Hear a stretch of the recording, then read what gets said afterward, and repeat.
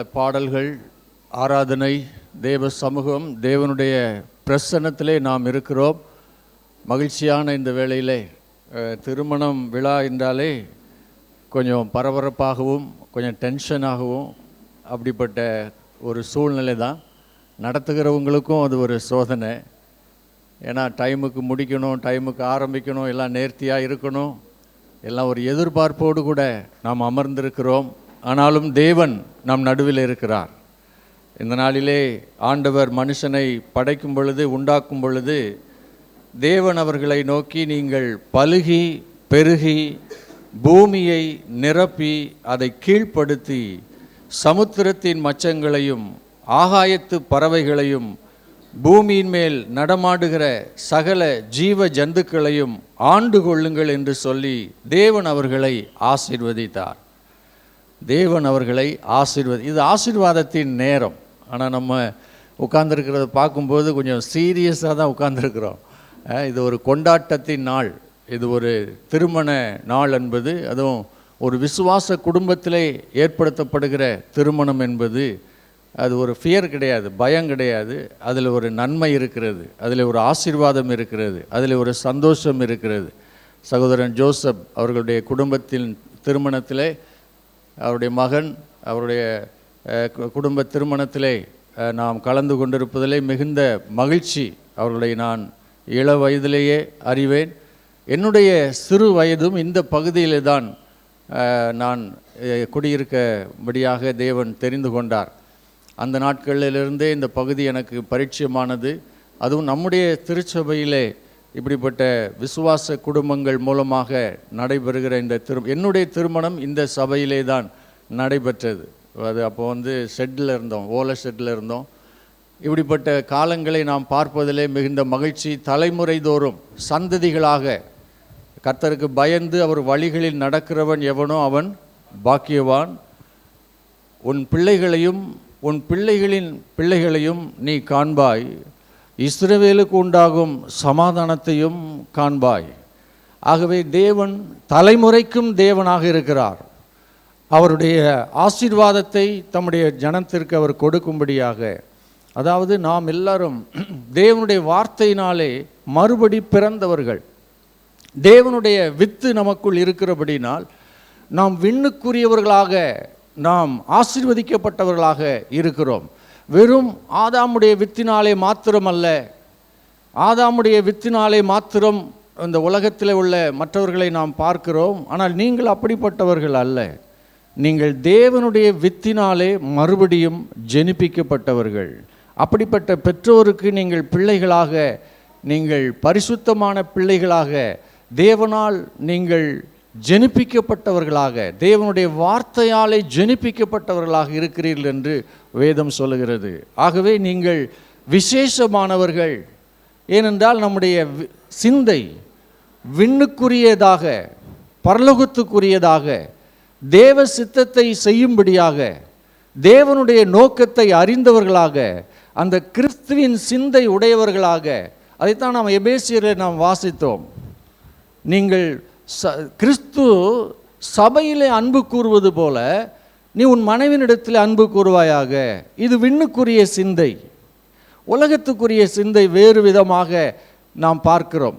ஏனென்றால் அங்கே ஒரு வீழ்ச்சியின் மூலமாக மனுஷனுடைய சிந்தையிலே தேவனுடைய ஆசீர்வாதத்தை அவன் உணராதவனாக இருந்தபடினாலே அவர்கள் அங்கே சொல்லப்பட வேண்டியதாக இருக்கிறது, மனைவினிடத்திலே அன்பு கூறுவாயாக என்று சொல்ல வேண்டியதாக இருக்குது. வேறு யார்ட்டையும் நம்ம தாயினிடத்தில் அன்பு கூறுவாயாக, அது இயல்பாகவே இருக்கும்.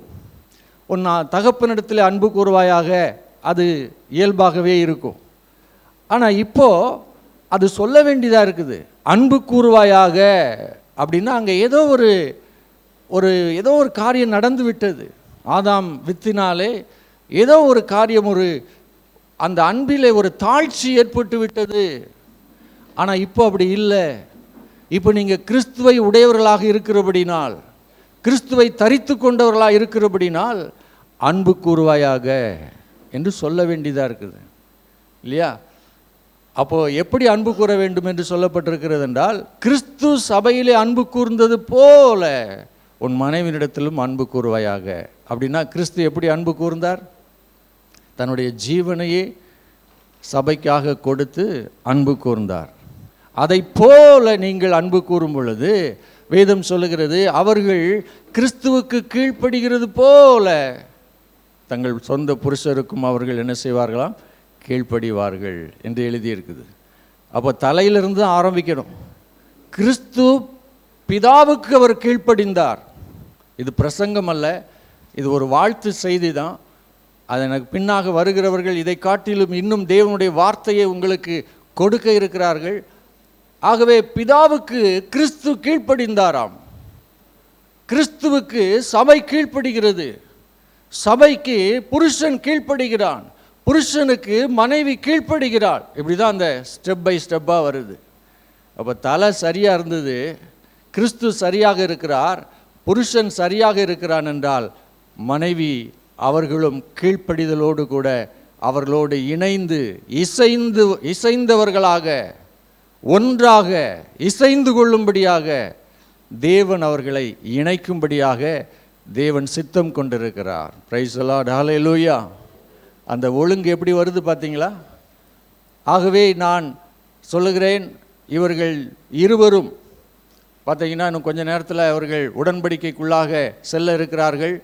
நல்ல ஒரு விசுவாசத்தினுடைய பெற்றோருக்கு பிள்ளைகளாக இவர்கள் இந்த சபையிலே அவர்கள் உட்கார்ந்திருக்கிறபடியினால் நான் விசுவாசிக்கிறேன், நான் நம்புகிறேன், இது கர்த்தரால் ஏற்படுத்தப்பட்டது, இது தேவனுடைய சித்தத்தினால் உண்டானது, இந்த காரியம் கர்த்தரால் வந்தது, இது மனுஷனால் ஏற்பட்டதல்ல, இது கர்த்தரால் வந்தது. எப்போ வந்தது? மனிதன் பாவம் செய்வதற்கு முன்பாகவே தேவன் இதை திட்டம் பண்ணினார் என்று எழுதியிருக்கிறது. அப்போது தேவன் உங்களை இப்போ தற்சமயத்தில் உங்களை தெரிந்து கொள்ளலை, உலக தோற்றத்துக்கு முன்பாகவே தேவன் தெரிந்து கொண்டிருக்கிறார். அன்றைக்கே உங்களுடைய பெயர் அங்கே அவருக்கு தெரியும்.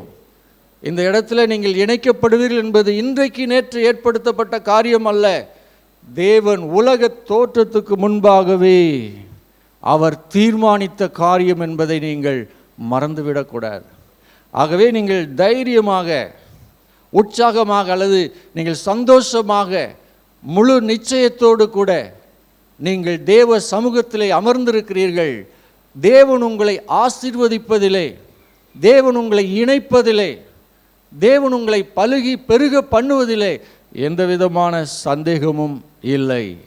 தேவன் நிச்சயமாகவே தாம் சொல்லியிருக்கிறபடியே நீங்கள் பலுகி பெருகுவீர்கள் என்று சொல்லி இயேசு கிறிஸ்துவின் நாமத்தினாலே நான் உங்களை வாழ்த்துகிறேன். தொடர்ந்து மீதியான வேளையிலும் கர்த்தருடைய பிரசன்னத்தை நாம் உணர்ந்து கொள்வோம். கர்த்தர் நம்மை ஆசீர்வதிப்பாராக.